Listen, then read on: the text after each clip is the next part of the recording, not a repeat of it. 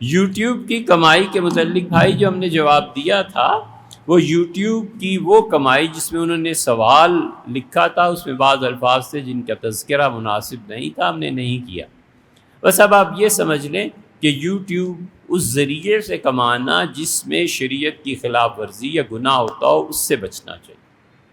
اور جو یوٹیوب سے پیسہ کماتے ہیں، اللہ کے اچھے بندے بھی ہیں، بالکل جائز ہے، اس میں تو کوئی حرج نہیں، لیکن یہ دیکھ لینا چاہیے کہ یوٹیوب میں جس چیز سے پیسہ کمایا جا رہا ہے، اس چیز کی شہرت، اس چیز کا اشتہار، یہ جائز بھی ہے کہ نہیں؟ ظاہر ہے کہ شراب کا اشتہار ناجائز ہے، اسی طرح سود کے اشتہارات ناجائز ہیں۔ تو ان کیٹیگریز کو اگر فلٹر کر لیا جائے تو بس ٹھیک ہے، پھر کوئی حرج نہیں۔ تو جو بھی شریعت کے خلاف چیزیں ہیں اس کا ہم نے ذکر کیا تھا، اور اس کو مستقل اپنی آمدن کا ذریعہ بنانا مناسب نہیں لگتا کہ اس میں ساری چیزیں ایسی ہوتی ہیں کہ وہ پھر کبھی نہ کبھی آدمی کہیں کسی مکروہ کام میں پڑ ہی جاتا ہے۔ اور دوسری طرف ہم چیزوں کے اشیاء کے خرید و فروخت کو جو جائز کہتے ہیں جی اس میں بھی تصویر ہوتی ہے، تو بھیا وہ چیز مطلوب ہوتی ہے، تصویر تابع ہوتی ہے۔ ماچس ایک شخص خریدتا ہے آگ جلانے کے واسطے، وہ اس واسطے تھوڑی ہی خریدتا ہے کہ کسی اداکارہ کی تصویر بہت اچھی بنی ہوئی۔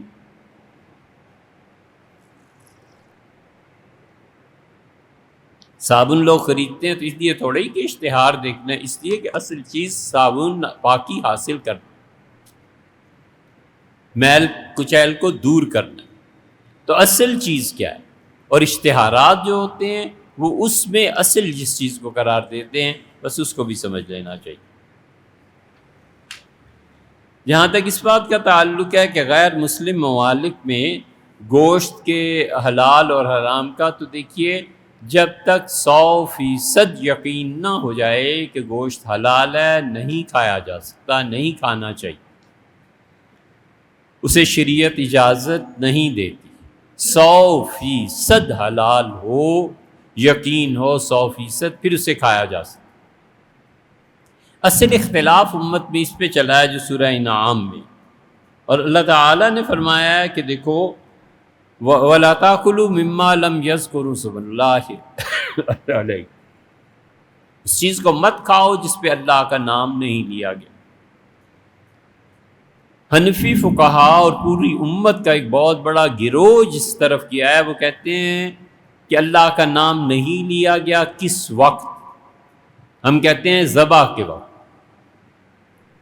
کچھ فقہا کہتے ہیں کہ کھانے کے وقت، شافعی رحمہ اللہ کے حضرات وہ کہتے ہیں کہ کھانے کے وقت اگر اللہ کا نام نہیں لیا گیا تو یہ حرام ہے۔ اس کا مطلب یہ ہوا کہ بسم اللہ کا پڑھنا فرض ہے۔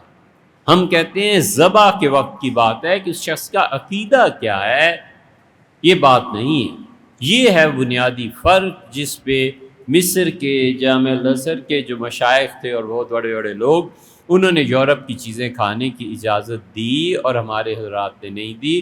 انہوں نے کہا ذبح کس نے کیا؟ اب ہم نے بہت سے یہودیوں سے، عیسائیوں سے، راہ چلتوں سے بھی پوچھا اس مقصد کے لیے، ہر کوئی بہت بڑی تعداد، انہوں نے کہا ہم مذہب کو مانتے ہی نہیں، ہم دین کے قائل ہی نہیں۔